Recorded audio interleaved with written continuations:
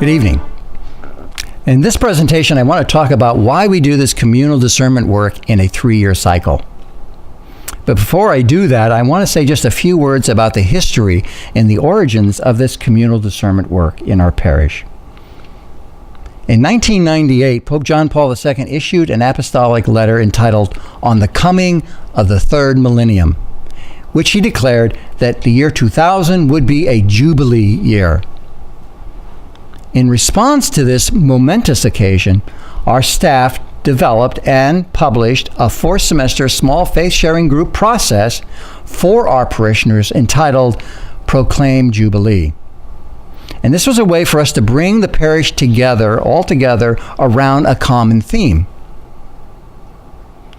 Then we developed another common theme and adult formation programs again in 2003 around the theme Call to Hope and Trust. Then in 2009, in responding to the economic crisis, we took up the theme of In God We Trust. And then in 2010, the staff developed again more adult formation programs around the theme Bread for the Wilderness. And parallel with the staff work on these parish themes, we began with our parish council to study and reflect on the need to move beyond these staff-initiated parish themes. So, eventually, in the spring of 2012, a proposal for the parish council and staff entitled A Time for Every Purpose Under Heaven was approved. And the first thing that the proposal did was it institutionalized something that had already existed informally, which was the leadership community, which again is made up of our pastoral staff, our parish council members, and our pastor, Father Paul. Now, the proposal identified primary responsibilities, 3 primary responsibilities for this leadership community. First was to discern God's call for the parish. Second was to order the life of the parish in response to God's call. And then third, to develop and approve a budget to support the call and in order to sustain our community.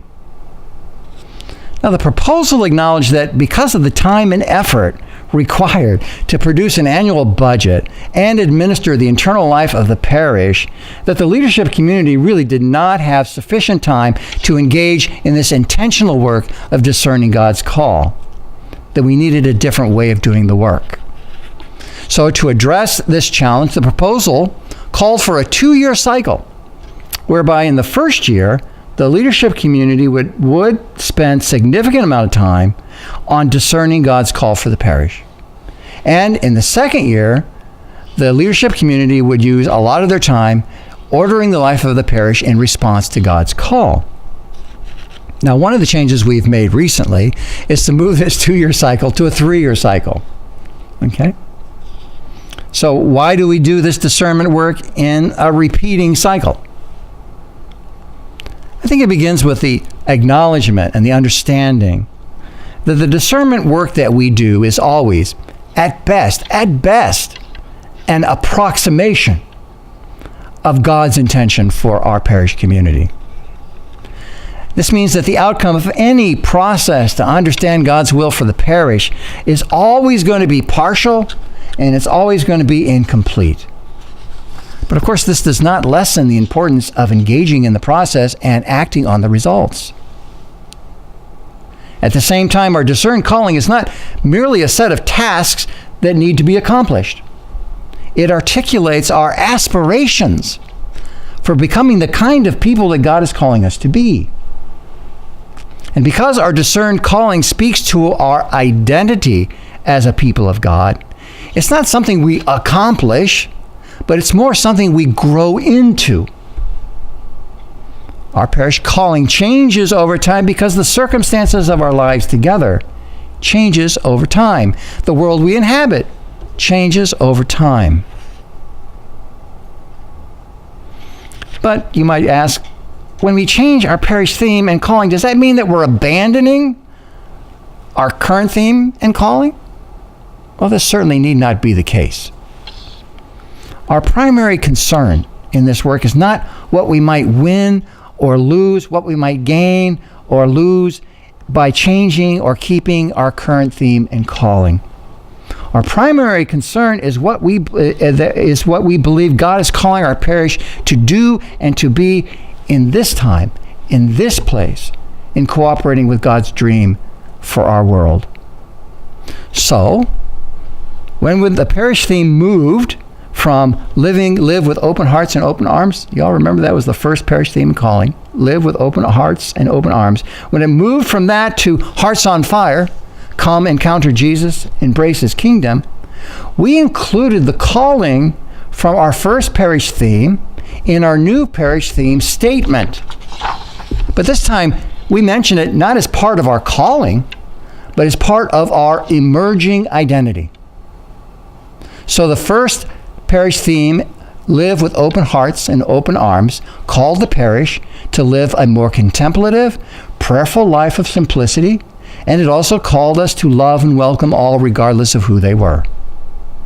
In our second parish theme statement, Hearts on Fire, we prefaced our new understanding of our calling with this identity statement. Quote, as a welcoming and inclusive community of prayer, contemplation, and simplicity, we seek to stir into flame the gift of faith that we have been given. See the difference there? It's part of it's a description of who we are. This new articulation of our discerned calling is in many respects represents really an evolution of the calling that we first described early in the first time we had a parish theme. So, for instance, in our first parish theme statement, live with open hearts and arms, the first part of our calling stated, quote, we believe that God is calling our parish to cultivate the virtues and practices of prayer, contemplation, and simplicity. In our new articulation of our discerned calling, this invitation to make room in our lives for God now becomes a call to embrace a personal encounter with Jesus, an evolution from the first to the second. Our first discerned calling invited us to become, quote, a community where all are welcome, all are loved unconditionally, regardless of race, class, national origin, lifestyle, or moral choices. Our new articulation of our discerned calling builds on that challenge by calling our parish to embrace the kingdom of love, forgiveness, and mercy. So, how do we know if we're succeeding at our current theme and calling? I think the first thing to understand about that is that the leadership community always articulates our calling in very broad terms because we want it to speak to every aspect of parish life. Okay? This means that our response to our discerned calling is going to be often hard to measure because it's so broadly stated. Another important thing to understand is that the leadership community always takes into consideration what the function of a parish is when it discerns and articulates its calling. So, for instance, the leadership community could articulate a parish calling to end all gratuitous violence and sex on TV. But it is not within the functional domain of a parish to develop federal regulations or write legislation to accomplish that kind of a calling. However, it is well within the functions of a parish to pray, to educate, and to advocate for an end to gratuitous violence and sex on TV. So you see, you got to understand what a parish does in order to make sure the call fits. And when articulating our parish calling, the leadership community also tries to consider and take into consideration our own particular strengths and weaknesses as a parish. Because overreaching can leave a parish community feeling dispirited and feeling inadequate.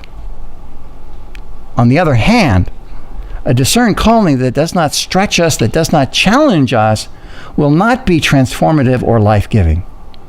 So trying to fit that balance in there is really not a scientific exercise. It is an art form to be able to do that. Now, this is not to say that we should not have measurable goals and objectives in response to our parish calling. Our hope is that our parish commissions Our committees and ministries will develop their own concrete objectives in response to our calling. And it is at this level that we can measure how we're doing. In addition, the work of our commissions and our committees and ministries, our leadership community is always seeking input from parishioners and doing evaluation work to help us to measure how effective we are in the communication efforts that we have employed. So, in conclusion, we do our communal discernment work in a repeating cycle because our understanding of God's call changes over time. And because any articulation of our calling will only be an approximation of all that God wishes for us. This means that we must regularly revisit this understanding that we have of God's call for us. Changes in our parish theme and calling do not mean that we have accomplished them, or finished it, or abandoned it, especially our former theme and callings. It means simply that our understanding of our calling has changed in response to the changes in the world we inhabit and the changes in our parish community.